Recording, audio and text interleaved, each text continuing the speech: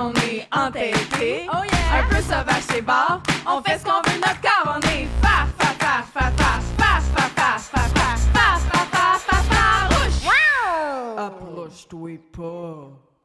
Salut les farouches, je m'appelle Corinne Laperrière et j'utilise le pronom elle. Et moi, c'est Emna Achour et j'utilise aussi le pronom elle. Et nous sommes vos animatrices du podcast Farouche et nous sommes encore dans les épisodes estivaux de Farouche dans le merveilleux espace Coworking 24/7 qui est La Halte 24/7. la Halte 24/7, oui bien sûr, et c'est Pivot qui nous permet d'être ici et d'avoir l'équipement. Donc Pivot, le média indépendant, notre média préf. Notre média préf, le seul qui nous donne pas envie de nous crever les yeux avec des stylos bics quand il parle de la Palestine. Voilà. Oui, et aujourd'hui, on est avec Chantal Poulain. Salut! Allô, Chantal! Allô, merci d'être là. Chantal, t'es militante pour le collectif Antigone. T'es prof. T'es une candidate. T'as été une candidate pour le parti Rhinocéros contre Steven Guilbeault. Oui. Et t'es ma chum. Oui, depuis longtemps déjà. Oui, depuis 2019. En fait, Chantal aussi, c'est la première... c'est mon premier podcast. Je l'ai co-animé avec Chantal. C'est vrai. Pendant la pandémie, Pendant on co-animait un podcast à 2 mètres de distance avec toutes les fenêtres ouvertes, avec du purel au milieu de la table. C'est vrai? Oui, puis à un moment donné, on s'est fait un high five, puis on a fait « Oh non! » C'était vraiment les débuts. On paranoïait bien raide. On beaucoup trop rire, puis déjà qu'on était un peu hors de la loi, là, parce qu'on arrivait puis on n'avait pas le droit de savoir. On n'était pas dans la même bulle. Pas dans la même bulle, mais on s'est créé une petite bulle. Donc, Chantal, on est très contente de t'avoir Très contente d'être là. aujourd'hui. Toi, comment tu te décris, là? Mettons, là, je viens de te décrire d'une façon. Toi, comment tu te décris? Ben, je me décris vraiment comme une activiste avant d'être enseignante, avant d'être quoi que ce soit. C'est ça. J'ai énormément de colère, puis j'ai pas envie de la faire taire. Donc, La définition d'une farouche, quoi. Oui, absolument. Oui, tu t'as senti farouche aujourd'hui, d'ailleurs? Très farouche, très farouche. Oui. En m'en venant, il y a un gars qui m'a fait une remarque comme quoi mes bobettes dépassaient de mes shorts, puis je me suis sentie très farouche. Est-ce que tu l'as mordu? Presque. OK, parfait. Arc! Ouais, j'avoue, en même temps. Mordre un homme! Wesh. Ben oui, j'avais envie de commencer par te dire que nous, on t'admire pour plein de choses, mais on admire aussi beaucoup tes actions de militantisme pour le collectif Antigone, pour l'environnement. Est-ce que tu voudrais nous dire c'est quoi vos dernières activités, sur quoi vous travaillez en ce moment? Bien, en ce moment, on est vraiment en train de finaliser notre long procès parce que on a décidé d'essayer de faire une défense de nécessité, ce qui est une action en soi, qui est une action juste vraiment plate, parce que tu passes énormément de temps en cours à écouter des discours plates. Il n'y a pas d'adrénaline là-dedans. Il n'y a pas d'adrénaline, puis tu peux rien dire, tu es dans la salle, puis c'est extrêmement violent. Tu fais juste te faire dire des imbécilités par un juge qui n'avait jamais entendu parler du rapport du GIEC. Donc, on partait de là. De là. Donc, et essayer de l'amener à autre chose, c'est ça. Fait que, en gros, il a écrit qu'on est des gens condescendants parce qu'on s'imagine que par l'éducation, les gens finiraient par comprendre la crise, mais que non, on ne respecte pas le droit des gens. Il y a peut-être des gens qui veulent vraiment continuer de polluer et le droit individuel d'aller vers l'extinction, on le considère pas. Non, on ne respecte pas ça. Et disais-tu genre vraiment ce genre d'affaires-là? Oui. Oh my God! Oui, moi, j'ai lu les articles que j'avais envie de faire. C'est écrit noir sur blanc, là. Parce que pour le rappeler, c'est en rapport avec l'action Valero, c'est comme ça qu'on l'appelle? Oui. On a bloqué un terminal pétrolier, le terminal Valero, qui est la fin de la ligne 9B. On l'a bloqué pendant 24 heures en escaladant des tours de chargement et en s'enchaînant dessus. Et donc, ça a bloqué plein de bateaux qui amènent plein de pétrole. Mais bon, c'est une journée bloquer des bateaux, c'est pas ça la finalité, là. C'est toujours l'idée de conscientiser à la cause. Et puis, nous, on disait que c'est nécessaire de le faire. On a refusé de plaider coupable parce qu'on disait que oui, on l'a fait, mais c'est une nécessité, étant donné que les gouvernements font pas du tout ce qu'ils ont à faire. Bien, nous, on pense que c'est une nécessité maintenant de désobéir pour ouvrir les yeux au sujet de la crise climatique. Et le juge nous a répondu que non, parce que l'action, ça fait 2 ans que ça s'est passé et la catastrophe annoncée n'est toujours pas arrivée. Nous sommes toujours vivants. Mais là, voyons donc. Oui. OK. Ces gens-là qui jugent de vos actions. Oui, puis c'était considéré comme le juge le plus progressiste Oh. de la cour. On était super chanceux de l'avoir, fait qu'on peut Il est imaginer arrivé, il a les dit ses autres. pronoms. Oui, Oh mon Dieu. OK, oui. Puis Ouais. là, vous avez un autre projet? Je sais pas si on va en parler. Ben là, on s'en va en appel. Ouais. Là, on s'en va en appel. Normalement, on voudrait pas aller en appel parce que c'est énormément d'argent. La justice, c'est vraiment pas quelque chose de gratuit, là. Ouais. Parce que juste pour avoir le droit d'aller en appel, il faut payer des tas de frais, dont la retranscription de tout le procès, tous les audios. Il faut payer pour ça, ce qui coûte entre 12 et 15 000 Donc ça, c'est juste la base. C'est OK, mais j'arrive avec mon ordi. le C'est ça que ça me donne envie de minimum. Donc, non, tu peux pas avoir ton Ouais, ordi, c'est ça. malheureusement. Puis c'est ça. Puis il y a plein d'autres frais. Puis les chances de gagner sont minces, sauf que, étant donné que c'est la première fois que des activistes se font envoyer en prison et que dans le jugement, il y a des choses très graves, comme justement le fait que la crise climatique n'existe pas puis que ça pourrait servir de jurisprudence dans d'autres causes, mais on n'a pas vraiment le choix de Ah ouais. l'essayer, mais ça va nous coûter la peau des fesses. Donc, Ouais, en ce moment, on est surtout là-dessus. Des projets futurs, mais là, vous comprendrez. S'il y en avait, ça serait pas- difficile d'en parler. c'est ça. On va se garder la surprise. Donc, mercredi, dans 2 semaines, C'est on ça. bloque quelque chose. Si la police nous écoute, rendez-vous. Ah non, c'est ça. Mais, On pourrait faire ça. Oui, juste pour- ça va être diffusé quand? Il y a peut-être des choses que je pourrais vous dire pour... On pourrait juste faire ça juste pour les gosser la amener police ailleurs. puis les là. amener ailleurs. Oui. Fait que c'est ça, on va être à l'aéroport Trudeau dans 2 semaines.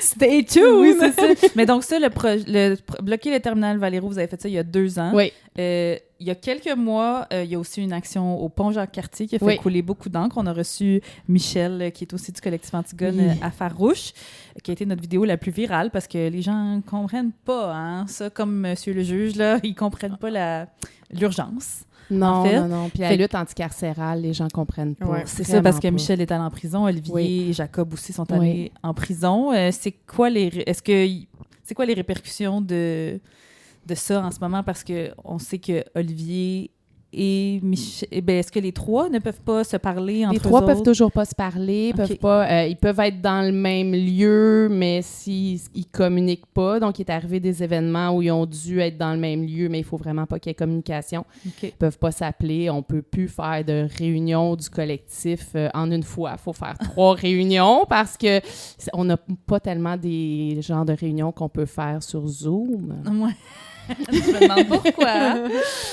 Ouais. Fait que Donc, c'est ça- ce genre d'action que vous faites, là, des actions de désobéissance des actions de civile. désobéissance civile qui peuvent paraître très choquantes pour des gens qui sont dans le déni, j'ai envie de dire, mais qui sont, comme tu dis, à ce stade-ci nécessaire. On n'a plus le temps, là. Ben non, on n'a plus le temps. Puis moi, j'en reviens pas de la colère que les gens ont parce qu'il y a eu un petit peu de trafic sur le pont Jacques-Cartier, alors que, ben, premièrement, il y a du trafic à tous les jours. Exactement. Puis ensuite, si on regarde les feux de forêt, si on regarde les inondations complètement folles au Texas, je pense que là, les gens qui sont rendus à 100 quelques morts, là, Ouais. les inondations au Texas, puis ils cherchent encore 160 personnes. Donc, ça va augmenter énormément. Je pense qu'il y en a beaucoup qui ont raté leur rendez-vous chez le dentiste ce Oui, jour-là. c'est ça. Eh oui, mais C'est même, ça, la je pense. même la tempête des billes, là, j'en avais parlé aussi à Farouche, là, mais la tempête des billes qui avait eu des inondations, je pense que c'est en août dernier. Je veux dire, la 40 était bloquée. Il y avait carrément il y avait plein d'autoroutes qui étaient bloquées. Cette journée-là aussi, il y a probablement eu des annulations de rendez-vous médicaux. Puis là, tiens, les journalistes n'en parlent pas de ces rendez-vous-là médicaux qui sont bloqués à cause de la crise climatique, mais oh mon Dieu, qu'on l'a su qu'il y avait 623 rendez-vous manqués au CHUM. Oui, ça a été vraiment beau. Puis quand moi, j'ai monté le pont, il y a eu une grosse affaire parce qu'il disait qu'il y avait une femme qui avait manqué un rendez-vous super important Ouais. pour sa chimio. On l'a cherchée, cette femme-là. On l'a vraiment cherchée. On l'a jamais trouvée. Ah Elle ouais. n'existe pas. C'est... Eh oui. Puis il faut savoir, c'est ça. Moi, j'ai rencontré Chantal en 2019, après qu'elle ait monté le pont, puis j'étais genre, oh my God, je m'avais rencontré les gens qui ont monté le pont. J'étais comme, moi, c'est ça, mon starstruck, c'est pas rencontrer une vedette. C'est genre, oh mon Dieu, je rencontre quelqu'un qui a fait de quoi de fucking badass. Puis c'était parce que on fallait que je vous forme. Pour tout Oui, le monde en parle. Pour tout le monde en parle. Oui, Ah. c'était un peu stressant. Puis c'était un peu hostile comme entrevue aussi. Là, j'étais un petit peu plus stressée que maintenant. Oui, un peu moins safe. Oui. Ben oui, mais Oui. c'était dans le temps que c'était en direct. Il y avait une madame qui avait interrompu. Oui, l'entrevue. Ah, je me rappelle oui, pas, Oui, mais c'est mon la Dieu. seule fois que c'est arrivé, puis comme il y a un montage à Tout le monde en parle, moi, j'étais juste 100% sûre que comme il y a quelqu'un qui m'a interrompu du public pour m'engueuler, il allait arrêter puis ça au montage. Mais non, au contraire, ça a été leur meilleur bout. Ah, mon Dieu, il faut que j'aille réécouter ça. Oui, la ça femme, t'avait- elle m'avait dit, si c'était votre mère qui était en train de mourir puis qui avait besoin de se rendre à l'hôpital, là, seriez-vous fiers? Hey, c'est tellement de premier degré de pas comprendre le truc global, ça me fascine. Mais en même temps, c'est ça qu'on dit tout le temps, leur vie doit être plus le fun à ces gens-là qui vivent dans le déni. Ça doit être moins anxiogène, j'imagine, je sais pas. Ouais, c'était quelque chose quand même. Puis d'ailleurs, j'étais curieuse de t'entendre là-dessus. Il y a vraiment... Moi, je trouve que de l'excitation... Ben, c'est pas une surprise pour personne, là. Je les connais, les gens du collectif Antigone. Vous êtes mes amis. Il y a vraiment une différence débile là, entre votre action sur le pont puis l'action... Je veux dire, vous n'êtes pas fait arrêter, vous n'êtes pas allé en prison. Ah non, mais c'est exactement la même action. Ouais. Puis on est allé au poste, on est resté 6 heures. Ils nous ont relâchés après avec comme condition garder la paix. OK. That's it. Il n'y avait vraiment rien. En 2019. En 2019, on a passé en cours, on a eu une absolution avec 240 heures de travaux communautaires. C'est quand même le maximum que tu peux donner, ce qui était sévère pour l'époque. Puis il faut dire que cette action-là, elle arrivait 2 semaines après la méga manif où il y a eu Greta Thunberg à Montréal. là. OK, Fait OK. que, tu sais, on était vraiment dans cette mobilisation-là, Oui. quand même. Oui. Puis 5 ans plus tard, jour pour jour, exactement la même action. 3 personnes emprisonnées, dont Michel, qui n'a pas monté le pont, qui était juste là pour aider la police. Ce qui est, on l'a appris, là, la police, on vous aide. C'est ça, c'est C'est fini. terminé. C'est terminé. Non. Ben, c'est comme ça qu'ils vous remercient, hein, laissez faire.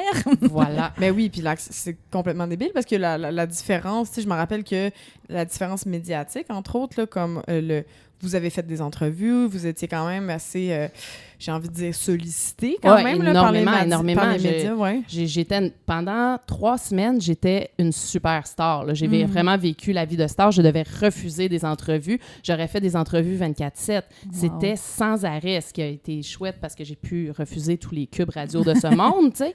Mais ça n'arrêtait pas. Puis là, non, parce que Fallait ils pas veulent donner, pas. ouais. Faut pas donner la parole aux activistes. C'est vraiment dangereux. Puis non seulement ils sont allés en prison, mais après, les conséquences, les 3 ont un dossier criminel. Ben non, c'est pas vrai. Non, là, je suis en train de mélanger avec Valero. Les 3 ont fait de la prison, puis là, mais c'est ça, pour le procès de Valero, Olivier a même été envoyé à prison à domicile. La répression, elle monte, mais c'est 5 ans, là. C'est hier. La répression, C'est elle monte super vite, puis on le voit dans plein de lieux, là. J'ai fait une petite manif familiale, je me suis fait tabasser par la police dernièrement, là. C'est incroyable à quel point la répression monte. Puis c'est ça, pendant que la répression monte, l'urgence monte aussi. Dans le sens, c'est là qu'ils devraient slacker puis laisser les manifestants, ou en tout cas, être du bord des manifestants. Mais la police sera jamais du bord des manifestants. Mais non. Elle sera jamais du bon bord. Elle sera jamais du bon bord. Mais ça, puis en ce moment, justement, on parlait du Texas, mais il y a aussi au Nouveau-Mexique en ce moment qu'il y a des grosses innovations. Là. Je sais pas si vous avez vu l'image aujourd'hui. Là, on voit une maison être emportée par les flots. Oh, Une maison complète. Puis t'es comme, ah ben tiens, le juge, lui, qui trouvait que c'était pas pressant. Oui. J'ai envie de montrer ces images-là. Les là, inondations quand même. records, des feux de forêt records qui se déplacent à des vitesses jamais vues, qui s'éteignent même pas avec l'hiver. Puis, on voit jamais la mention des changements climatiques, C'est de la ça, crise oui. climatique Ouais, dans les articles. On n'en Ouais. voit jamais. Ouais. Jamais. C'est fou. Il y a une cause à ça. On refuse de le dire. C'est vu comme l'événement, la tempête du siècle. Mais la tempête du siècle aux semaines, hein. C'est ça. Ah oui, Elle est ben oui, arrivée de pour une plus raison. en plus, les médias francophones, là, aucune mention de changement climatique. On en a parlé avec Maïka Sondarji, entre autres. Aucune mention du réchauffement climatique, aucune mention que c'est faite par l'humain. Puis aujourd'hui, je regardais aujourd'hui, on est, pour les gens qui nous écoutent, là, pour vous situer, on est le 9 juillet. Et aujourd'hui, sur The Guardian, je m'en vais lire un article sur les vagues de chaleur qu'il y a eu en Europe, qui ont causé, mon Dieu, déjà 2-3 000 morts qui sont recensés. Puis ça, c'est ceux qu'on connaît. On sait toujours que c'est une minorité des gens qui sont recensés des décès par rapport à la vague de chaleur. Puis là, dans l'article de The Guardian, ça disait que c'était human-related consequences à cause des fossil fuels. Puis Bon j'étais matin. genre, Bravo. ben oui, mais c'est le seul média que j'ai vu voir ça. Puis C'est fou. C'est fou, là. Radio-Canada, jamais. Non. Pensez-vous que c'est comme avec ce qui se passe en Palestine, puis c'est des ordres d'en haut? Mais des ordres de qui? Des lobbies des compagnies pétrolières? Ben, les Comme- lobbies pétrolières, c'est incroyable la quantité de fric qui passe en greenwashing, en lobbying à chaque année pour essayer de faire en sorte qu'on parle pas de la crise, moi, je serais pas étonnée du tout. Tu sais, le Canada, c'est un État pétrolier, là. Ouais. Faut pas l'oublier, là. Tu sais, je pense qu'on oublie vraiment de parler de ça, mais on est un État d'extraction de ressources. On est un des pires États d'extractivisme. On extrait des minéraux, le pétrole, le bois. On n'arrête pas de faire ça. Fait que c'est sûr que c'est pas impossible là, que ça vienne Non, d'en mais haut, là. au dernier procès qu'on a eu, justement, qui a duré 6 jours, et ça a été un enfer un peu pour nous autres parce qu'on avait des experts qui venaient parler de la crise climatique. Fait qu'on est très conscient de ça, mais se le faire rappeler dans tous les derniers chiffres. Puis les vrais chiffres sont pires que ceux du GIEC, là. Ouais. Donc, c'est très violent. Puis les experts, ce qu'ils nous disaient beaucoup, c'est que les lobbies du pétrole, ils rencontrent 5 fois par jour en moyenne les hauts ministres du gouvernement canadien. 5 fois par jour en moyenne. Oui. Donc, est-ce qu'ils rencontrent aussi les médias? Mais bien évidemment. Ils sont extrêmement puissants. Fait que nous autres, après ça, là, on est là en jean puis en T-shirt, puis avec notre pancarte, on essaie de se faire entendre. On se fait taper sa gueule. Il n'y a pas grand-chose, là. Puis c'est nous autres les méchants, au final, mais on les pointe jamais, les méchants. C'est pour ça que ça me fait toujours rire quand on parle, tu sais, qu'on a déjà parlé des conspis, là, puis tu sais, t'es comme, les conspis sont tellement si proches de la réalité, de comme, oui, il y a... Les merdias. Il y en a des complots, oui, il y en a des plein. complots, il y a une élite mondiale qui se rassemble dans des endroits secrets pour parler, pour de comment détruire l'humanité, comme Il y a de la propagande, il y a Ouais, des tout ça. discours qui sont contrôlés, machin. Oui, mais... C'est ça, pas avec C'est- des puces dans le front, mais comme on n'est pas loin. On Ouais. n'est pas loin. Mais les- tu sais, mettons, Alexandre Shields, Oui. Ouais. lui, tu sais, mettons, des fois, je lis ses articles, c'est dans la presse, Le Devoir. Le Devoir. Le Devoir. Je les lis, ses articles, puis je suis comme... Ah, OK, ça brasse, mais je suis contente qu'il laisse publier ça, mais ça fait jamais de vague, jamais. Non. Puis je suis étonnée qu'on le laisse, lui, écrire ça, parce que c'est comme... Il pourrait avoir une, je sais pas... une escalade, je sais pas, un crescendo, mais parce que c'est soit zéro, soit on laisse Alexandre Shields dire qu'on va se voir dans un mur puis arrangez-vous la gang parce que ça va mal en esti. Mais on dirait qu'il n'y a pas de... On va expliquer, je sais pas, c'est les lobbies. I guess les lobbies sont super puissants, mais ils n'ont pas atteint le devoir, peut-être. Sûrement. Puis sur les réseaux, on se fait dire constamment, mais vous êtes alarmistes, arrêtez d'être alarmistes comme ça, vous réussirez pas à convaincre les climato-sceptiques. Mais ça n'a jamais été ça l'objectif, mais non. là. Les climato-sceptiques, on les laisse aller, on les écoute pas. Non, c'est ça. C'est terminé, c'est peine perdue. Mais oui, on est alarmistes parce que ça fait 70 ans qu'il y a des C'est gens une urgence, qui ouais. sonnent l'alerte. Puis là, c'est la fin du monde, gang. Là. Il faut se réveiller là. Non, oui, c'est comme s'il y a le feu chez vous, t'es-tu fâché contre l'alarme qui est en train de te dire de sortir? Ouais, puis tu Ben lui non. dis, hey, crie moins fort. Plus tu cries fort de même, ça me tente pas, là. Ouais, en tout cas, si tu criais pas si fort, là, peut-être que j'évacuerais, mais là, moi, ça me tente. Ouais. Ça fait combien de temps que tu milites pour l'environnement, Chantal? Je pense que ça fait une 20aine d'années. OK, Ouais. quand même. Puis, tu sais, il y a 20 ans, t'étais peut-être vous étiez des précurseurs, peut-être, à l'époque où est-ce que, dans la vie de tous les jours, on parlait pas de ça, puis ça semblait si lointain. Est-ce que tu vois quand même Ça la semblait différence? pas lointain Non? quand même. La cause a changé. On avait Ok. moins cette ambiance de fin du monde-là, mais les gens étaient très conscients. Puis j'ai l'impression qu'on en parlait plus. Ou c'était-tu la couche d'ozone à l'époque? C'était ça. Oui, mais ça, c'est plus quand j'étais au primaire. là. Ok. C'est encore plus loin que ça. Puis là, Chantal, faut le dire, Chantal, t'as un petit tatou de recyclage qui me fait beaucoup rire. Oui, Fait que ben oui, je peux le montrer. t'es bien la preuve que Ça a évolué. le discours climatique a changé. Oui, mais c'est ça. C'est mon tatou le plus mal compris. J'étais en dépression, puis je me suis levée un matin, puis je me suis dit non, c'est pas vrai, je me suiciderai pas, je vais me lever, je suis recyclable jusqu'à l'éternité. Oh! Je peux me recycler moi-même, puis je peux me relever. Puis c'était ça ma signification. Ça n'a jamais été que je tripe sur le recyclage. Puis je me le fais tellement dire souvent comme ouais, toi tu tripais sur le recyclage. Fait que je pense à me faire tatouer un 6 au milieu pour dire que non, je ne suis pas recyclable. Mais ça change un petit peu. Oui, ça change Ouais, la je le sais pas. signification. Fait que les enjeux ont peut-être évolué, ont peut-être changé. C'est ça, quand on était petite, on parlait de la couche d'ozone puis tout ça, mais on dirait que c'était comme la pointe de l'iceberg. Oui, mais on était vraiment consciente qu'il y avait un problème. Puis les activistes n'étaient pas du tout démonisés. Au contraire, c'était un petit peu des super-héros. C'est vrai, c'était comme cool à l'époque. Hey, Ouais. Steven Guilbeault a monté Ouais, l'océan, Oui, là, puis c'était bien vu d'être un militant pour l'environnement. Puis là, ils ont vraiment réussi à faire en sorte qu'on est rendu des éco-terroristes, on est rendu des fous raides. Tu sais, nous autres, qu'on a grimpé sur le pont, avant de faire nos premières entrevues, ils nous décrivaient comme 3 jeunes écervelés, puis on était tous passés 40 ans, tu sais. Il fallait que ça soit des jeunes, pas de tête, puis après ça, ils étaient surpris comme « Ah, ces gens-là, un discours articulé, ils savent c'est quoi la crise climatique? Ben oui! Ouais. » Tu sais, il y a vraiment les gens nous démonisent, ils pensent qu'on veut juste faire de la merde. Mais c'est ça, mais qu'est-ce que vous vous faites dire? Qu'est-ce que, ou tu sais, ce juge-là qui a pas de bon sens, ou qu'est-ce qu'il pense que, tu sais, il pense-tu vraiment que vous autres, pour le fun, vous êtes levés un matin, vous étiez comme, on va bloquer le pont, tu sais, Oui, les gens pensent qu'on veut faire chier, puis on se fait l'affaire, le mansplaining classique, là, c'est de se faire dire, tu t'es trompé de cible, tu le fais pas comme faut, puis t'es pas arrivé à tes objectifs. Tu as complètement passé à côté de ton objectif. Mais il n'y a jamais un d'autre qui m'a demandé c'était quoi ton objectif? Ouais. Puis généralement, on arrive à nos objectifs. C'est juste que mon objectif, c'est pas de convaincre Michel qui veut aller à la F1 puis que c'est ça son principe dans la vie, tu sais. C'est pas lui que je veux aller chercher. Puis à chaque fois qu'on fait une action, ben on va chercher plus de militants, puis on amène du monde avec nous, puis on essaye juste de radicaliser les gens qui sont déjà sur le bord puis qui y croient déjà. J'ai pas envie de prendre du temps pour expliquer que la crise climatique, c'est vrai. Là, ça, c'est pas ma job. Oui, là, c'est de genre forcer le monde à prendre action puis d'inspirer les gens à prendre action. Là, je pense qu'il y avait la désobéissance civile non violente et non pacifique, parce que pacifique, ça veut dire... faire la paix. Faire la paix. Et on veut pas faire la paix. On veut pas faire la paix. On veut gagner. On veut gagner, on veut réussir. Donc, la non-violente, la désobéissance civile non-violente, ben, tu sais, il y a des études derrière ça. On pense qu'il y a 3,5% de la population se mobilise. Ben, je sais que c'était XR là, qui sortait ça souvent, mais je sais qu'en Angleterre aussi, ils sortent ça. Si 3,5% de la population se mobilise, comme il y a eu dans les droits civiques, par exemple, aux États-Unis, ben là, on arriverait à une révolution, on arriverait à un changement social. Fait qu'au final, mobiliser, le but, c'est de mobiliser ces 3%.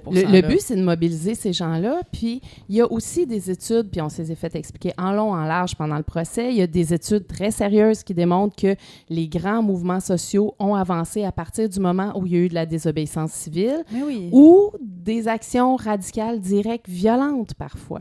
Parfois, il faut aller jusque-là. Puis, quand il n'y a rien qui bouge, quand l'État est sclérosé, quand l'État ne nous protège plus, bien, il faut qu'il y ait du monde qui se fâche. Puis il faut qu'il y ait des gens qui soient réprimés. On le sait. On va subir la répression. Là, ça augmente, mais il y a des gens qui sont prêts à faire ça. Puis après, ben, ça place monsieur, madame, tout le monde dans un dilemme de la répression qui se demande « Ah, mais là, c'est quand même une cause juste. Est-ce que je suis d'accord que l'État les réprime autant? » Mais là, ils sont en train de faire un beau tour de force qui nous joue pas mal dans le dos parce que, comme là, on est vus comme des méchants, mais là, ça commence à être drôlement difficile. Ouais. Mais bon, on n'est pas vus comme des méchants pour l'immense majorité des jeunes qu'on rencontre. C'est plus... Mais on nageait à contre-courant, pareil. Là, c'est comme, vous avez le vent en face. Là, vous essayez d'avancer puis de faire des... Mais on parlait de la fenêtre d'Overton aussi avec Maïka Sondarji dans un précédent épisode. Puis c'est ça, là, il faut du monde pour faire des trucs radicaux. Ça va choquer du monde, ça va gosser la droite, mais ça va faire que la majorité ils vont faire comme, OK, ben d'abord, moi qui, je sais pas, appelle mon gouvernement puis il demande de me rendre des comptes, ben ça va être plus normal. Puis ça va être plus dans notre quotidien, peut-être, de faire des plus petites actions. La FIC a bloqué le pont après, puis ça a passé comme de rien. La police a déjà bloqué le pont, là, en 2004, je pense. Là, genre, la police, le SPVM a bloqué le pont pour leurs revendications syndicales. Ben oui. Ça c'est pas nous qui les avons aidés, par exemple. Non, c'est ça. Mais oui, ils ont bloqué le pont. C'est la même chose, je sais pas si vous en rappelez aussi, en 2012, là, ils étaient bien fâchés là, contre les casseurs puis le saccage. 2013, les pompiers puis les policiers ont saccagé l'hôtel de ville de Montréal à l'intérieur. Ils ont fait une grosse action de sabotage. Là. Puis ça, ben oui! Puis ça, c'était bien correct. Puis ça, c'est arrivé, c'est ça, 2013 après. Là. Fait que, comme ça arrive constamment. Là, C'est de la mauvaise foi. Mais c'est moi qui veux... mon cerveau, il est logique. Puis il est comme, me semble que rationnellement, il faudrait aller du côté des gens qui veulent le bien de notre... Me semble, c'est... c'est ça, c'est que ces gens-là, s'ils gagnent contre nous, ben on a tout perdu. C'est c'est là ça. où je comprends pas. Puis ces gens-là qui ont des enfants, ils ont beau se dire on est riche, puis on va pouvoir se payer de la clim, puis plein d'affaires. Non, à un moment donné, il y en aura plus de planète. Là. Non, c'est ça. Ça suffit. Puis là, il faut construire des pipelines pour avoir des emplois. Il n'y en a pas d'emplois sur une planète morte. Ça suffit. Il ça. faut juste arrêter, garder le pétrole dans le sol. Eh oui, puis les emplois, je sais pas si on a tellement enregistré de podcasts estivaux, mais on a parlé, ça c'est à la balado de Fred Savard, on a parlé à Geneviève Belland qui a un mémoire sur les mines, l'acceptabilité sociale des mines, puis il y a quelque chose qui s'appelle, je pense, la malédiction des ressources. J'en ai pas La parlé. malédiction des ressources. Ouais, ok, j'en ai pas parlé. Ta face me précise, Emna, que j'en ai pas parlé. Mais la malédiction des ressources, en fait, c'est quand une industrie est très forte là, dans une région, par exemple en Abitibi, la région avec les mines, ben ça fait que tout le monde exploite les mines, il y a des jobs dans les mines, mais il n'y a plus personne pour réparer les chars. Il n'y a plus de garagistes. Il n'y a plus d'infirmières. Il n'y a plus d'éducatrices spécialisées. Et donc, on finit par avoir des pénuries d'emplois dans des emplois qui sont pratiques, qui sont des emplois qui sont essentiels, qui vont être des emplois humains dans le care, ou même pas humains, là, genre les garagistes. C'est important, là, comme remplacer son char quand tu es dans une région comme l'Abitibi-Témiscamingue où tu as besoin d'une voiture. Mon Dieu, j'ai dit ça Bon, à la radio de ça va être Farouche. ça, la clip. Oh mon sur les Dieu, réseaux sociaux. Coralie est pour les chars. Non, mais tu sais, dans le sens, puis c'est très grave. Fait qu'au final, on est là, les jobs. Mais oui, mais ça nuit à l'emploi, ces industries-là. C'est ça le pire. Non, ça nuit vraiment. Puis pourquoi on comprend pas que, justement, il y aurait rien qui créerait le plus d'emplois que de faire une giga-transition? C'est ça. Changer complètement nos modes de consommation, ça créerait énormément d'emplois. C'est fou, là, c'est certain. Si on arrête de consommer du pétrole, il va falloir qu'on crée plein de structures qui vont créer des emplois. C'est certain. Puis c'est quoi, mettons-le, là, parce que souvent on parle à nos chambres d'écho, là, puis on le sait pas, peut-être qu'à Farouche, on a des gens qui viennent de nous découvrir puis qui embarquent dans le train puis qui sont comme, oh, je veux en savoir plus sur la mobilisation justement pour l'environnement. Tu sais, il y a eu beaucoup le discours de comme, faut qu'on arrête de comme demander aux individus de faire des actions. Non, c'est comme global, mais ça, le danger, c'est que ça fait qu'on s'en lave un peu les mains puis on drop ça dans la cour des gouvernements. Pour quelqu'un, mettons, qui est moins initié que nous à genre la mobilisation pour l'environnement, c'est quoi les gestes concrets? Mais pas comme, à part recycler puis composter, qu'est-ce qu'on veut d'eux? Ben, on veut vraiment des gens qui se mobilisent parce que pour vrai, ton compost, ton recyclage, c'est minime. C'est sûr vrai que que si c'est tout le minime. monde le fait, Ouais. c'est important, ça fait une différence. Mais ça fera jamais de différence si moi, je ferme l'eau de mon robinet quand je me brosse les dents par rapport à des industries qui gaspillent des milliers de litres d'eau à chaque minute. T'sais. Je fais pas le poids. C'est vraiment des gens qui vont décider de se mobiliser, de demander à leur entreprise, ça peut être plus proche, d'être plus verte, de demander de sortir des investissements du pétrole. Ton REER, là, ça serait chouette qu'il n'y ait pas d'investissement dans le pétrole dedans. Ça serait chouette qu'il n'y ait pas d'investissement dans le palestinien. J'allais justement dire ça.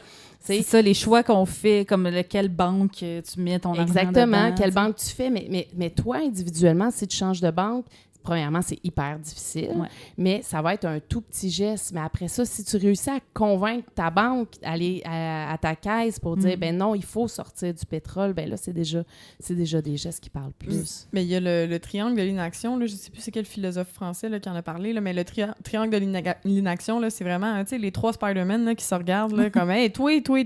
C'est vraiment genre, tu sais, les individus. Non, mais c'est à toi de faire ça. Oui, c'est Non, les c'est à individus qui disent c'est de la faute au gouvernement puis aux entreprises. Les entreprises disent non, c'est de la faute des individus puis des gouvernements. Puis les gouvernements disent non, c'est la faute des individus puis des entreprises.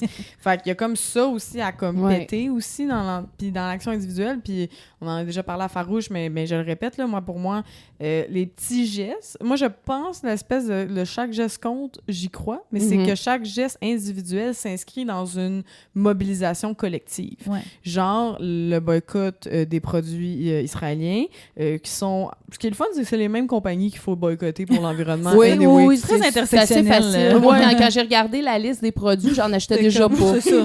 Moi aussi, t'es comme, ah, McDo, ben tant mieux, c'est déjà le cas, tu sais. Fait que reste que si individuellement, tu fais pas l'action, mais que ça s'inscrit dans une action collective, ben là, c'est important aussi, ça donne aussi la légitimité gouvernementale à un gouvernement après ça de faire des actions, parce que comment tu veux, par exemple, interdire Amazon si tout le monde achète sur Amazon, ils n'auront pas la légitimité démocratique de le faire. Alors, genre que c'est sûr que nos actions individuelles aident quand même une légitimité démocratique de ça. Fait que moi, j'ai envie de dire, comme oui, de se mobiliser, mais tu sais, le fameux se mobiliser, c'est un privilège. Fait que qu'est-ce qu'une maman monoparentale, monoparentale qui peut faire? Ben là, j'ai envie de dire que c'est les gestes individuels qui s'inscrivent dans une collectivité comme le boycott, par exemple. Puis voter. Puis Voter pas trop pire, c'est ça qui arrive. On a tout le temps le choix du moins pire. Ben, tu sais, d'abord, c'est-tu se mobiliser, puis comme avec les... Mais c'est ça. Là, mais tu sais, ça peut être se mobiliser vraiment. Tu sais, c'est niaiseux, mais genre, ça peut être quand même... Je pense vraiment qu'il y a des petits gestes individuels. Même moi, j'y crois pas. Je pense pas que ça existe, des gestes individuels. Là. Je pense que c'est tout le temps collectif. Mais tu sais, si c'est chez vous, au lieu de mettre du gazon, tu mets du trèfle pour les abeilles, que tu plantes des trucs, que tu plantes des ça fait une différence parce que ça va percoler sur ton entourage aussi. Puis ça fait... Moi, je sais que je suis pas capable de dormir le soir si je fais pas ces gestes individuels-là. J'ai besoin d'être en cohérence toute ma journée avec ça. Je pourrais pas avoir des tonnes de déchets chez nous puis des boîtes Amazon qui arrivent à tous les jours. Je serais pas capable. Mais je suis pas capable non plus de culpabiliser quelqu'un qui choisit d'avoir une voiture parce que ça peut être un choix difficile pour lui. Moi, dans ma vie, prendre le vélo et tout, ça va bien. T'sais, je fais mon savon, puis j'exagère dans mes gestes individuels. Je demande à personne de faire ça. Mais c'est pas ça qui va changer la donne si on construit un pipeline. C'est de se mobiliser pour dire non, ça marche pas. Mais ça construit le narratif, je trouve aussi. C'est important de construire le narratif de comme... Tu sais, nous, mettons, tu sais, puis en fait, Chantal, c'est comme... Emna, c'est notre seule amie zéro déchet. Non, mais je suis allée souper à un moment donné chez Chantal, puis j'étais comme, oh mon Dieu, elle a fait les pitas. C'est comme au lieu d'en acheter dans du plastique. Puis des fois, là, on va chez des amis, là, se faire à souper, puis justement, ils nous font à souper, on va pas chialer, mais là, tu vois, il y a du plastique, puis il y a du ci, puis il y a du ça, puis là, tu vois le recyclage qui déborde, puis tu fais, oh mon Dieu, OK, tu fermes ta gueule, mais tu le vois. Puis Chantal, c'est une de mes seules amies, avec toi, Emna, que c'est pas ça qui se passe. Mais je pense que ça inscrit dans un narratif qui est important. Là. On écrit un peu cette histoire-là différente en faisant ces actions-là aussi. Puis on prêche par l'exemple. Oui, puis on ne sait pas à qui ça va inspirer à faire pareil. Ben oui, puis moi, le nombre de fois que quelqu'un me dit « Hey, j'ai pensé à toi l'autre jour, j'ai fait telle action. » Ou genre, tu sais, puis tu fais « Ah, tu seras pas fière de moi, j'ai mangé de la viande aujourd'hui. » Comme c'est toi qui es pas fière de toi, tu sais, mais j'ai fait ça, ou tu sais, ils vont penser à toi par rapport à ça. Je pense que ça, quand même, c'est quand même porteur, mais c'est pas suffisant, mais c'est porteur, je pense. Oui, c'est porteur. Ça percole dans notre entourage. Je pense que ça éduque. Moi, comme prof, j'en parle à mes élèves. Je regarde. Oui, dis les affaires que tu fais. Elle fait des lettres là, pour les députés. Tu sais, t'envoies des lettres là, pour les députés. Ouais, là, ça fait un petit bout que j'ai pas fait ça, mais là, je vais recommencer en titi parce que là, toi, t'es avec prof au primaire. De la CAQ, oui, je suis prof au primaire en 5e année. Donc là, ils commencent à être bien éveillés. Puis là, ils vont se manger les coupures d'en face en septembre. Vraiment, vraiment, vraiment. C'est excessivement violent. C'est un saccage. C'est sans précédent. Oui, toi, mettons, dans ton quotidien, qu'est-ce que ça va changer? Les coupures de Bernard Drinville qui annonçaient avant la fin de la juste saison avant parlementaire. La fin de coupe de l'argent. Ouais, 570 millions qu'il a dit qu'il allait couper alors qu'il n'y a plus rien à couper. Il y a vraiment plus rien à couper. Puis là, dépendamment quels experts analysent, il y en a qui disent que ce serait plutôt de l'ordre de 1 milliard qui serait coupé en éducation. C'est ça que l'éducation fait pas ça. C'est ça, tu sais, le milieu qui était lousse, tu sais. C'est que ça tenait déjà avec de la broche. On avait déjà rien. Ben, littéralement, les plafonds tiennent avec de la broche. Oui, puis j'ai déjà presque pas de livres dans ma bibliothèque. Je suis obligée de faire des ventes un peu partout pour essayer de trouver des livres intéressants. J'essaie de motiver mes élèves à la lecture, puis j'ai pas de livres récents, tu sais. J'ai pas des vieux Martine, mais pas loin. Tu sais, j'ai mes vieilles bandes dessinées de quand j'étais petite dans ma bibliothèque. Ça fait dur, là. Puis on n'a pas plus d'argent, puis là, on va avoir de moins en moins de services, évidemment, pour les élèves les plus en difficulté. Fait que ça fait souffrir les élèves en difficulté, mais les 2 TES qui ont été coupés à mon école, c'est pas juste les élèves en difficulté qui vont en souffrir, c'est toutes les autres. Parce que moi, quand je vais appeler pour dire, là, j'en ai un qui est en train de lancer des chaises, puis qu'il n'y a personne qui va venir, mais je ne peux pas enseigner. Puis c'est tous ces autres élèves-là qui perdent le goût d'aller à l'école aussi. Puis là, mes élèves de 6e année qui sont en échec, parce qu'il y en a toujours, pour diverses raisons, c'est pas nécessairement parce qu'ils ne sont pas bons. Il y en a beaucoup qui viennent juste d'arriver, qui viennent d'arriver de classe de francisation, qui sont coupés à 75% l'année prochaine. qui arrivent dans ma classe ne sont pas capables d'avoir la note de passage. C'est bien normal, ils viennent d'apprendre. Donc, normalement, l'année d'après, ils sont placés en secondaire 1 en classe d'appui. Et là, j'ai appris que tous mes élèves que j'avais référés en classe d'appui ne le seront pas. C'est coupé, ils vont être au régulier. Donc, on les envoie directement en échec. Ils réussiront C'est pas. ça, là, c'est les envoyer à l'abattoir. Là, Oui, mais maintenant, ils vont vous voyez, les professeurs, fait que ça va bien aller. Ils n'utiliseront pas leur téléphone. Oh, C'est mon Dieu. cette micro-gestion-là de vouloir dire comment tu vas t'adresser au prof, que c'est pas le prof qui choisit comment l'élève s'adresse à lui, puis pas de téléphone. Cette micro-gestion-là, c'est juste la preuve qu'ils comprennent rien.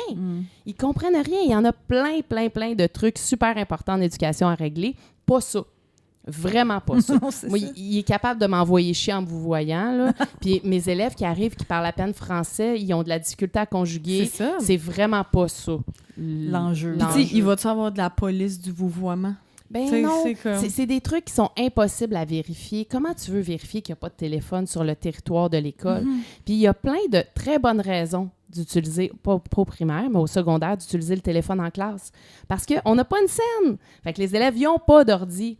Donc, c'est vraiment pratique pour certains profs de dire, ben vous pouvez utiliser votre téléphone pour faire une recherche. Le prof d'art plastique de dire, ben vous pouvez regarder des photos. Si on avait accès à des ordis et des salles multimédia, il n'y aurait pas besoin de faire ça. Mais là, c'est vraiment pratique. Là, ils n'ont plus le droit.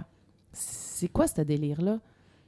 Oui, puis alors ça, on sait qu'il y a quand même beaucoup de jeunes que... C'est aussi fou que, en fait, après ça, tu regardes des vidéos de l'Assemblée nationale, puis les ministres sont tous sur leur Ils sont selle. tous sur leur selle. Bernard Drinville, quand il a chanté sa toune poche des Cowboys fringants puis qu'il a humilié tout le monde, là, il regardait les paroles sur son téléphone. Ouais, là.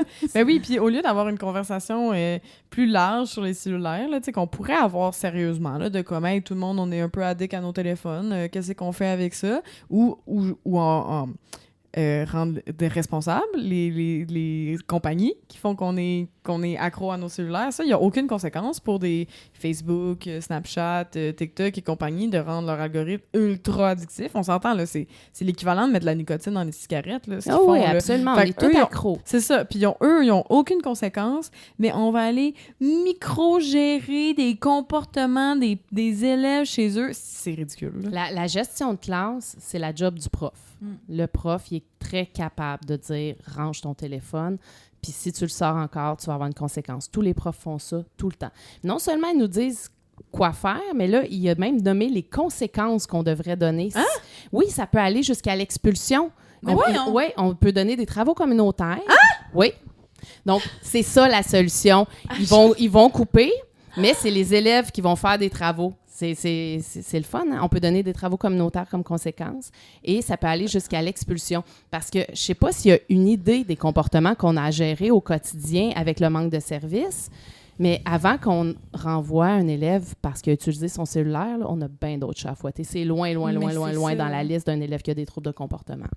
Oh, Vraiment. mon Dieu. Justement, tu parlais de pitcher des chaises, là, t'es pas rendu... S'il reste juste le téléphone à gérer, là, ça va bien. C'est ça. C'est le moindre de vos soucis. Oui, quasiment, oui. là, Puis un tu sais, élève dans une vraiment journée. problématique là, qui serait un petit peu sur son téléphone, là, ça pourrait être comme OK, parfait, merci. Tu me laisses enseigner. C'est ça. Je peux enseigner aux autres. Il y a ça aussi. Hey, non, mais c'est pas c'est ça. Il y a pas. Y a-tu un enseignant ou une enseignante qui était autour de la table quand ces décisions-là ont été prises? Jamais. Mais c'est ça. Il faut tout le temps qu'il y ait des top guns, des dudes qui connaissent rien. Là. Fait que on avait un cuistot, un sportif puis un architecte là, à un moment donné. Là. Puis là, c'est ça. L'Institut d'excellence, là, ils ont nommé un nouveau top gun qui n'a jamais été devant une classe non plus. On n'est jamais consulté. Jamais. Les profs en ont plein des idées. Oui. Mais non, c'est pas nous autres les experts. Toi, là, tu l'aurais d'en face, Bernard Drinville, qu'est-ce que tu dirais? Ah, je le rincerais. Ça serait pas beau. Ça serait pas beau. J'aurais de la difficulté à être polie. Je l'enverrais probablement chier en le vous voyant. Juste pour y prouver que ça se peut. C'est un incompétent. C'est un incompétent. Il a pleuré sur le 3e lien, puis il est pas capable d'avoir une larme pour un élève en difficulté. Ça n'a aucun sens. Il est ministre de l'Éducation. C'est un idiot. C'est complètement fou. Complètement fou. Il coupe. Il sait très bien les conséquences que ça va avoir. Il est en train de faire... C'est un bully. Il est en train de faire payer les jeunes pour les conneries que la CAQ a faites parce qu'ils ont mal géré toutes, parce que la droite aime bien ça dire qu'ils sont bons en gestion du cash, mais non, c'est vraiment des nullités. Ils ont décoté. Ils ont juste envoyé plein de chèques électoraux à tout le monde, ils ont mis ça dans des usines de batterie, des milliards, ils ont vraiment donné du cash partout, puis là, ils se rendent compte que le budget n'arrive pas, fait qu'ils vont chercher ça dans les poches des plus jeunes, des plus défavorisés. Les autres, ils s'en foutent, ils envoient leurs élèves, leurs enfants au privé. C'est vrai, eux autres ne seront pas affectés. Non, ils les envoient tous au privé, c'est pas grave, ça. Ou leurs enfants sont vieux aussi, là. Il y en a plein là-dedans que leurs enfants sont C'est ça, ils s'en collent. Non, c'est une lutte de classe. Au final, on y revient tout le temps, mais c'est vraiment ça. On peut-tu arrêter d'élire des millionnaires, Cybole? Ah oui. Mais c'est vraiment des millionnaires qui se foutent complètement du fait que les jeunes, qui de toute façon arriveront à rien, aient de l'éducation, ils doivent se dire, ça va en prendre des éboueurs, mais pas tant.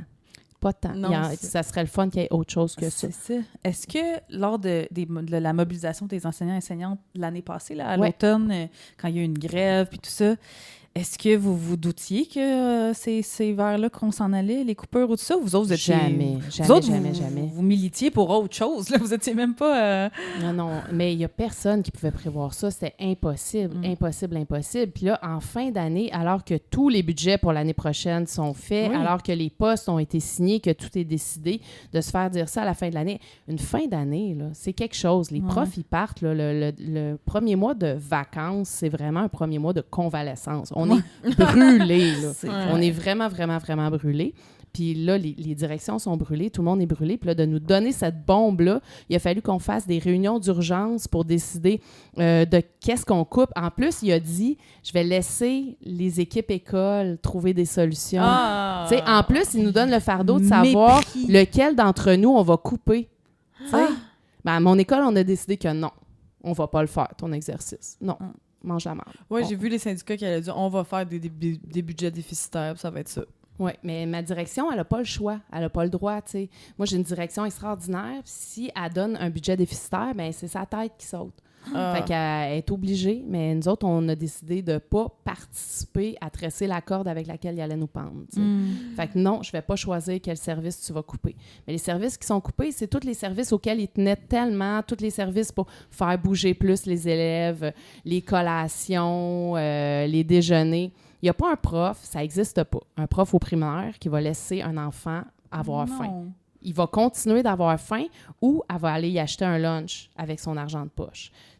On a toutes des boîtes de céréales dans nos armoires, puis on va leur donner à manger, ça va sortir de nos poches. Il faut qu'ils mangent, l'enfant. Puis en plus, c'est tout est relié aussi, là, comme pendant ce temps-là.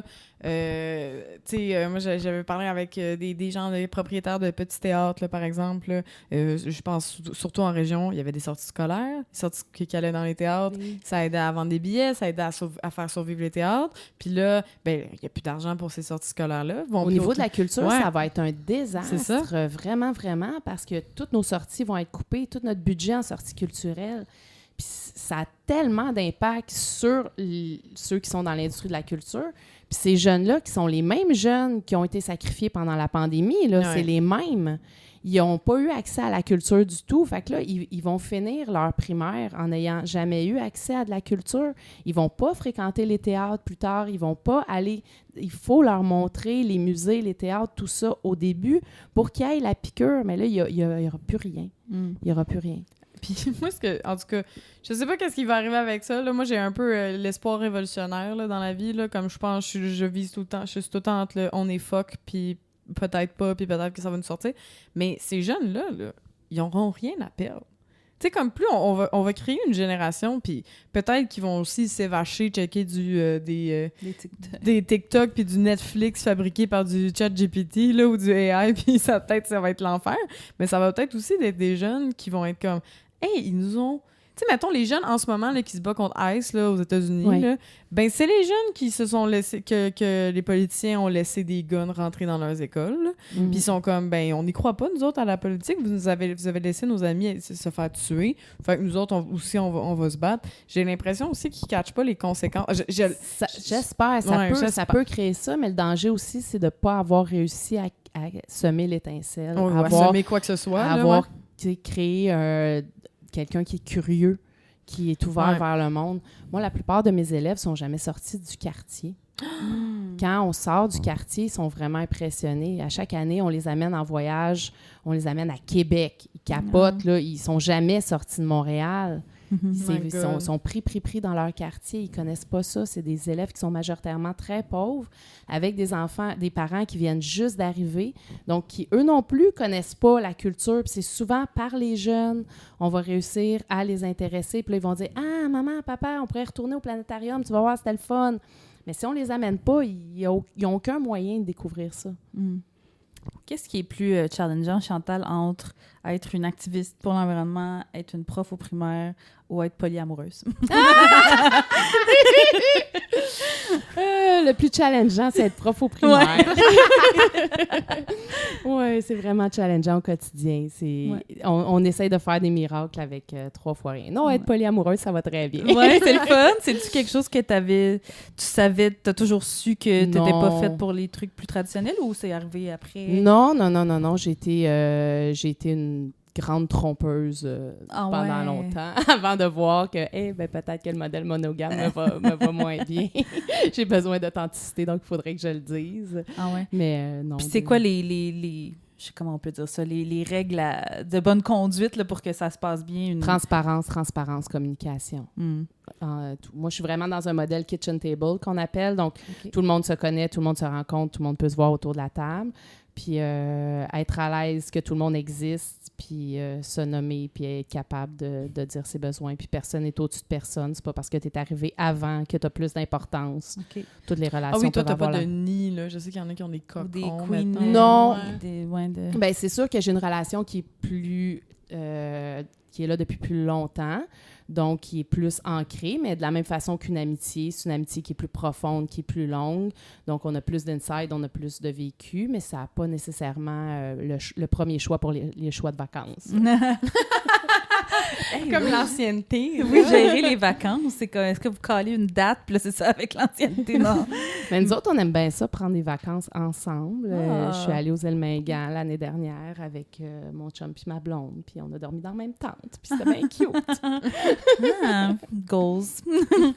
Goals. Ben, Emna est dans une recherche queeritude ou je sais pas. Emna est dans une individualité, là, ben profonde. Fait qu'avant dans une relation individuelle. Avant d'être dans le polyamour, c'est sûr qu'elle va commencer par en trouver une personne qui est correcte. Là. Puis je suis pas rendue là, mais oui, je me suis... Tu sais, moi, je connaissais pas ces termes-là avant. Tu sais, c'est quand même récent pour moi, surtout en plus, c'est ça. Je suis malheureusement très hétéro, puis ça, je pense que c'est beaucoup arrivé peut-être dans la communauté. Oui, je sais, maudite mal. Mais oui, c'est toi, quand on avait fait notre 30-30, qui avait crié « Essaye-le! » L'essayer, c'est l'adopter. C'est ça, l'essayer, c'est l'adopter. Mais ouais, toi, est-ce que tu as déjà eu ces réflexions-là, Coralie? Mettons, toi qui es dans un couple monogame depuis très longtemps, est-ce que c'est des conversations que vous avez déjà eues? Oui. Ouais? Ouais, ben on est... on est tout le temps en mode... moi, j'ai dit à un moment donné, pour moi, la porte est ouverte la nuit. Tu sais, comme la porte est ouverte, étant ouverte, un peu comme j'ouvre la porte pour mon chat la nuit. OK. Fait elle n'est pas grande ouverte, mais elle n'est pas fermée. Il y a un petit passage, puis on accepte ce petit passage-là, mais pour l'instant, je suis en amour avec mon chum et je n'ai pas... Mais bon, j'ai découvert ma bisexualité, n'est-ce pas? Puis c'est sûr qu'éventuellement, je suis comme « Ah, va falloir que j'y aille, tu sais. Va falloir que j'ouvre la porte comme le chat, mais tu sais, c'est aussi une relation que ça fait 9 ans là, qu'on est ensemble, là, fait que c'est sûr que moi je savais bien jour 1. En fait, on était ouverts. On a commencé ouvert. Ah oui? Ouais, puis ça s'est refermé. Puis, mais tu sais, on savait que jour 1, j'ai fait « On en reparlera dans 10 ans. » C'est ça, là. On est presque rendu, là. Fait qu'éventuellement, on va reparler, je pense. Mais moi, comme personne, je pense qu'il n'y a rien qui m'a apporté plus que ça. Ah ouais? Oui. Je considère que je suis une meilleure personne grâce au polyamour. Mettons la gestion d'horaire. Moi, pour vrai, c'est ça qui me stresse parce que je suis pas une personne qui a des batteries sociales très hautes. Puis je suis comme, je sais pas à quel point je vais vouloir voir ma blonde, mettons. Je vais peut-être être comme, pour vrai, je vais rester chez nous à soir juste parce que... Ouais, c'est plus... Juste parce que je suis fatiguée. Ouais. Fait que mais c'est sûr que l'horaire. Tu peux pas être avec 2-3 personnes qui ont besoin de te voir à tous les jours. Ça, c'est pas possible. Moi, je suis pas une personne qui a besoin de voir mon conjoint, ma conjointe à tous les jours non plus. Puis en ce moment, je suis en relation avec une personne qui a besoin de me voir plus souvent, puis une personne qui a besoin de me voir moins souvent. Donc, ça se gère très bien et c'est comme gérer des amitiés, là. Il y en a que c'est vrai. plus compliqué. Il y a des gens qui se partagent leur Google Agenda puis qui se mettent des... Oh, ouais. T'sais, pour moi, ça, c'est trop compliqué. Pour certaines personnes, ça va. C'est sûr que le fait que j'habite pas avec mon chum, ça simplifie beaucoup de choses. Ouais, c'est ça. Puis on n'a pas d'enfants, donc ça, c'est toujours plus simple. Mais il y a des couples qui arrivent super bien avec enfants, en habitant ensemble. Ça se gère bien si tout le monde est à l'aise pour vrai. C'est ça. Puis est-ce qu'il a fallu que tu déconstruises des affaires, tu sais, comme la jalousie, la confiance en soi? Oh oui, mais c'est pour ça que je considère que je suis une meilleure personne aujourd'hui, parce que ça t'oblige énormément de déconstruction, puis il n'y a pas de modèle. On a tous été construits dans des modèles monogames, c'est hyper important, puis dès que tu vas voir ailleurs, ça enlève complètement tout ce que tu as là. Donc, d'accepter de dire à ton conjoint, ta conjointe, je suis amoureuse de quelqu'un d'autre, mais que là, la personne le prend super bien et vraiment heureuse pour toi. Puis là, t'es comme, ah, t'es heureux pour moi, t'es heureuse pour moi, mais je t'aime encore plus. Merci de me permettre de vivre ça. Fait que ça crée encore plus d'amour, mais oui, il y a des journées qui ont été pas faciles, mais ça passe. Ça fait mal de construire. Il y a des soirées que tu pleures puis que tu fais les 100 pas parce que tu le sais que la personne est avec quelqu'un d'autre au début, mais je trouve ça super sain d'avoir osé regarder ça puis d'en discuter. Ça oblige beaucoup de discussions. Ouais. Puis je me suis souvent fait dire « Ouais, mais le polyamour, ça marche pas. » Ben oui, comme si la monogamie, ça marchait. Oui, c'est ça. On a eu plusieurs exemples que la monogamie, ça marchait moyen. C'est ça. Puis j'ai tellement de couples autour de moi qui se sont écroulés parce que quelqu'un est allé voir ailleurs. Puis, ben oui, si t'en avais parlé, peut-être que ça se serait réglé super facilement. Puis des fois, juste de parler que t'as du désir, ça fait que ça disparaît. C'est plus une rage que tu nourris tout seul parce que t'es pas capable de l'évacuer. Juste ça, d'être capable d'être honnête sur le fait qu'on a envie d'y aller. Ouais, mais moi, je trouve que justement... Tu sais, mettons, une belle relation qui s'écroule pour ça, c'est tellement niaiseux. Quand tu t'aurais pu te parler, t'es comme du monde qui s'aime, puis tout, puis que, c'est ça, pourquoi t'es allé me jouer dans le dos, tu sais? C'est le mensonge qui fait mal, au final. C'est juste le mensonge. C'est pas tellement le fait que la personne soit allée voir ailleurs, là. C'est ça. C'est pourquoi tu me l'as caché? Pourquoi, tu sais, y avait-tu quelque chose qu'on aurait pu faire ensemble pour t'éviter d'aller ailleurs, ou c'était vraiment un besoin que t'avais envie d'aller voir ailleurs? Si c'était un besoin, peut-être qu'on peut essayer de trouver un modèle qui nous convient les trois. Tu sais, comme... C'est ça. Puis la notion de possessivité aussi, tu sais, je pense même dans les couples monogames, c'est quelque chose qu'on doit déconstruire, de genre, c'est pas parce que la personne n'est pas avec nous 24/7 qu'il faut qu'on sache où, justement, qu'on... Tu sais, il y a du monde qui met la localisation dans leur téléphone. C'est ça. Mais tu sais, j'imagine, quand t'ouvres ton couple, c'est encore plus de laisser aller, de laisser... Oui, puis de se dire que oui, ça existe, le risque que la personne trouve quelqu'un d'autre plus intéressant puis qu'elle me laisse moi, mais en même temps, elle n'a pas besoin étant donné qu'elle peut être avec les deux. Mais si ça arrive, ben tant pis, c'est juste ça. Puis si ça arrive pas puis que ça dure, ben à chaque fois, la personne continue de me choisir. Puis alors qu'elle peut aller voir n'importe où ailleurs puis elle continue de me choisir, fait que je me sens vraiment importante, tu sais. C'est comme, OK, c'est vrai, là, il va voir ailleurs, elle va voir ailleurs, puis... Non, c'est pas forcer quelqu'un à être avec toi qui va le faire rester. C'est comme, je reviens avec le chat, mais c'est comme un chat, là, que les gens qui laissent leur chat sortir dehors, puis le chat, il revient pareil. Comme ça va faire la guidoune, là, dans le balcon du voisin. Je l'aime, cet exemple-là. Ben oui, il revient chez vous pareil. Il revient, c'est là, ils sont chez eux. Mais c'est ça. C'est ça. Si un jour il décide de partir, t'es bien. Puis si un jour le chat décide de partir, ça fait de la peine. Ouais, mais ça, c'est souvent quelqu'un qui a décidé de le prendre chez eux puis de fermer la porte. Ah oui, c'est ça. Fait que là, c'est pas exactement la même chose que le polyamour. Ouais, c'est pas pareil. Là, c'est de la possessivité aussi, là. C'est ça qu'on essaie d'éviter, là, quand même. Toi, Chantal, bon, on pose cette question-là à toutes nos invités estivales. Alors, la question Belle et Rebelle. Belle et Rebelle, c'est une boutique sur la rue Saint-Hubert qui est notre commanditaire. On les aime beaucoup. Code promo Farouche 15 si vous voulez faire votre magasinage pour 15 % de rabais. C'est des produits locaux. Oui, des produits locaux ou des produits, en tout cas, faits avec le souci de la planète. Et une équipe, surtout, 100% féminine. Oh, wow! Ça, on aime beaucoup ça. Fait qu'on s'est dit, on va poser la question Belle et Rebelle qui est, toi, Chantal, mettons, dans ton quotidien, dans ton travail, dans ta vie personnelle, est-ce que tu appliques la notion de décentrer les hommes et d'encourager les femmes? Tu sais, il y en a qui vont dire, tu sais, on a une invitée qui nous a dit, moi, je peux plus lire un roman écrit par un homme. J'essaye de que m'instruire avec des femmes, par exemple. Toi, y a-t-il quelque chose dans ce style-là? Mais je peux plus m'impliquer. Ben, en activiste, il y a beaucoup d'hommes, là, vraiment beaucoup d'hommes. Je travaille dans un milieu de femmes, mais mon activiste, c'est plus un milieu d'hommes. Je peux pas m'impliquer dans un groupe où il n'y a pas une majorité de femmes. Ah ouais. Il faut qu'il y ait une majorité de femmes. Absolument, absolument. Puis dernièrement, j'ai commencé à m'impliquer dans des groupes où il n'y a aucun homme cis. Et c'est fantastique. Les réunions se passent tellement bien, c'est simple. Pour vrai, c'est extraordinaire. C'est vraiment bien, je pense. Oui. C'est vraiment bien. On devrait payer une thérapie à tous les hommes cis en bas âge, puis ça réglerait tous nos problèmes. C'est vraiment ça, il est là le problème. Parce que si on se rend à vouloir créer ces espaces-là, ou en tout cas, c'est parce que le neutre avant, c'était l'inverse. C'était majoritairement des hommes ou que des hommes, ou la culture, c'est juste faite par les hommes, le théâtre, la philosophie. Tu sais, c'est quand même une réaction aussi, puis on n'est pas une nouille, on le sait c'est quoi quand il y a juste des hommes partout, puis on n'aime pas ça. Fait qu'on voulait essayer quelque chose, puis l'essayer, c'est l'adopter, j'ai envie de dire.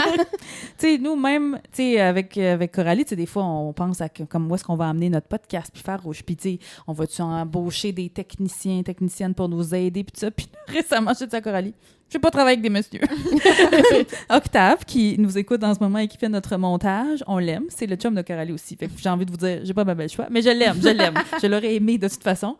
Mais un monsieur que je connais pas, qui va arriver que je vais devoir dealer avec au quotidien pour mon travail, ma dure labeur, non. Mais c'est que les chances que ça se passe bien existent, mais sont minces. Oui. Si on y va par référence puis par expérience, ça marche pas super les bien. hommes cis hétéros, ils sont problématiques pour la grande majorité. Tu sais, not all cis men hétéros, pas une maudite gang. Oui, c'est ça.